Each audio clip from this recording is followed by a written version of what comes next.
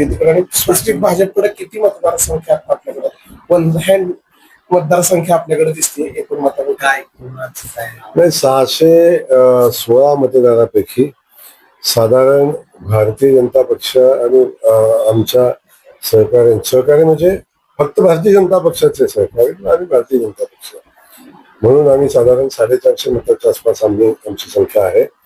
आमची शिंदे सेना जी आहे शिवसेना त्या आमच्या सोबत राहील. आमची अजितदादांची राष्ट्रवादी आमच्या सोबत राहील आणि समोर माझ्या हिशोबानं त्यांना काय मला कोणाला कमी लेखायचं नाही, परंतु खूप हाताच्या बोटावर मोजण्या एवढीच मतदान पुढे राहील.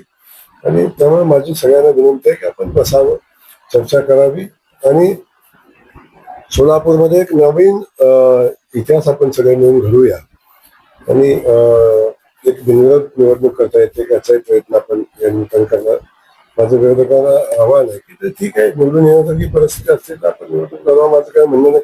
शेवटी लोकशाहीमध्ये सगळ्यांना अधिकार दिलेले आहेत, पण अशा परिस्थितीत फक्त व्यवस्थेवर ताण आणण्यासाठी याच्यासाठी निवडणूक होऊ नये असं माझी विनंती आहे. अनेक मतदारांची भावना आहे निवडणूक व्हावी, अनेक लोकांची भावना आहे की निवडणूक व्हावी, परंतु आम्ही प्रयत्न करू की या परिस्थितीमध्ये एक बिनविरोध आमदार भारतीय जनता पक्षाला देण्याचा. वेगवेगळ्या उमेदवारांची नावं पुढे येतात. किती इच्छुक आहेत सम्राट जिल्ह्यात?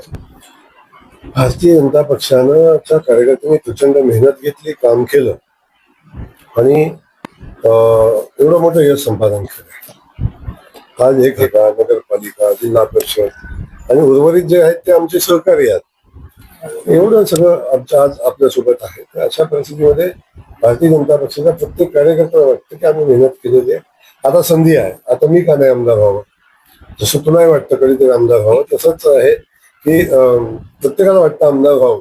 या हिशोबानं सगळेच इच्छुक आहेत. शेवटी निर्णय घेणारा व्यवस्था जी आहे भारतीय जनता पक्षाची कोर कमिटी आहे आणि आदरणीय देवेंद्र फडणवीस साहेब जो निर्णय घेतील त्या निर्णयाप्रमाणे उमेदवारी ठरेल.